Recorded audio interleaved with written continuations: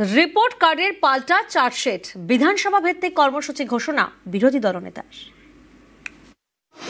আপনি 11, 16, 21 বাজেটে, ডিপার্টমেন্টাল বাজেটে কি কমিট করেছেন আর কি করেছেন? আমরা জানুয়ারি মাসে প্রতিটা বিধানসভাতে উপস্থিত হয়ে 294টা কেন্দ্রে যাব, আপনার এমএলএদের বিরুদ্ধে চার্জশিট দাখিল করব। বিরোধীদের চাপে সংসদে এসআইআর নিয়ে আলোচনায় রাজি মোদী সরকার। আগামী মঙ্গলবার এসআইআর নিয়ে আলোচনা হবে লোকসভায়। 10 ঘন্টার সময় দিল কেন্দ্র। শীতকালীন অধিবেশনের শুরু থেকে এসআইআর নিয়ে আলোচনা চেয়ে চড়া সুর বিরোধীদের।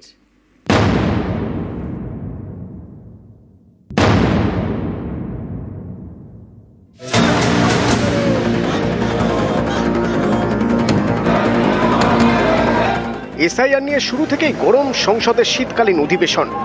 সংসদে এসআইআর নিয়ে আলোচনা চেয়ে বিক্ষোভ দেখান বিরোধীরা, যার জেরে মঙ্গলবার দফায় দফায় মুলতবি হয়ে যায় লোকসভা। এসআইআর বিক্ষোভ চলে রাজ্যসভাতেও। দিনের শেষে সংসদের বিরোধী নেতাদের সঙ্গে বৈঠক করেন সংসদ বিষয়ক মন্ত্রী কিরেন রিজিজু। বৈঠকের পর মন্ত্রী জানান, এসআইআর নিয়ে সংসদে আলোচনায় রাজি কেন্দ্রীয় সরকার। ऑल पार्टी फ्लोर लीडर्स का मीटिंग अच्छी तरह से हुई है। इस बात पे सहमति हो पाया है कि मंडे को लोकसभा में वंदे मातरम के 150 साल पूरे होने पर हम विशेष चर्चा करेंगे। मंगलवार को लोकसभा में इलेक्शन रिफॉर्म्स को लेकर के हम दिन भर चर्चा करेंगे। 10 घंटे का टाइम तय किया गया है। रिफॉर्म्स का जब चर्चा होगी तो एसआईआर का मुद्दा भी वो उठा सकते हैं। বাদল অধিবেশনের সময়ও 5 সপ্তাহ ধরে parliamentary affairs minister Kiren Rijiju এবং এলওএইচ নাড্ডাজি সবাই বলে গেছিলেন যে আমরা আলোচনা করব, কবে করব জানাবো।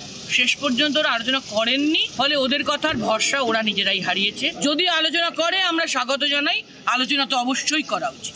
তৃণমূলের রাজ্যসভার নেতা ডেরেক ওব্রায়েন সোশ্যাল মিডিয়ায় লেখেন, সংসদ যাতে মসৃণভাবে চলতে পারে তার জন্য দায়িত্বশীল বিরোধীদের যা করা উচিত আমরা তাই করেছি। এসআইআর নিয়ে আলোচনা অবশ্যই সবার আগে, কিন্তু সংসদীয় গণতন্ত্রের রীতি মেনে আমরা কৌশলে বদল করেছি, সরকারের প্রস্তাব মেনে নিয়েছি। আলোচনায় আমরা সরকারের আসল রূপ সামনে এনে দেব। এর আগে এদিন সকালে সংসদের মকদ্দরের সামনে প্ল্যাকার্ড হাতে বিক্ষোভ দেখান বিরোধী সাংসদরা।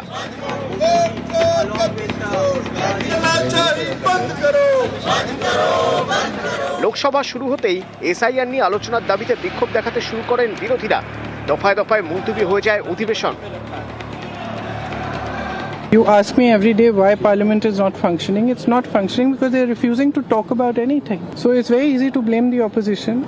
But the fact is they are not allowing any discussion on anything. And that is not democracy. রাজ্যসভায় অধিবেশন চলে, স্লোগান বিক্ষোভও চলতে থাকে। বিক্ষোভ থামাতে বিরোধী নেতাদের বৈঠকে ডাকেন সংসদ বিষয়ক মন্ত্রী কিরেন রিজিজু।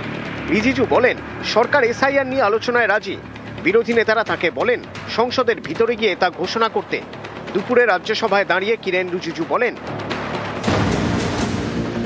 কেন্দ্রীয় সরকার এসআইআর নিয়ে আলোচনায় রাজি, তবে আগে বন্দে মাতরমের 150 বছর উপলক্ষে আলোচনা হবে। তারপর সিদ্ধান্ত হবে এসআইআর নিয়ে কবে এবং কতক্ষণ আলোচনা করা যায়। পাল্টা বিরোধীরা বলেন, এসআইআর অত্যন্ত গুরুত্বপূর্ণ বিষয়, এতজন মানুষের প্রাণ গিয়েছে, এসআইআর নিয়ে সবার আগে আলোচনা করতে হবে। বিরোধীদের দাবি মানতে চায়নি সরকার পক্ষ। তারপরই রাজ্যসভা থেকে ওয়াকআউট করেন বিরোধীরা। इतनी बड़ी बिहार में हार हुई, एक व्यक्ति ने कॉम्प्लेन नहीं किया करोड़ों वोटर्स में कि हमारा नाम गलत कटा या हमको वोट देने नहीं दिया गया। बिहार में किसी बीरो ने कहा कि हमको दबाव पड़ रहा है। तो ये कहानी कहां से आ रही है? क्योंकि बंगाल में घुसपैठियों को बचाने की कवायद चल रही है ताकि उनकी सरकार में घुसपैठिए वोट दें।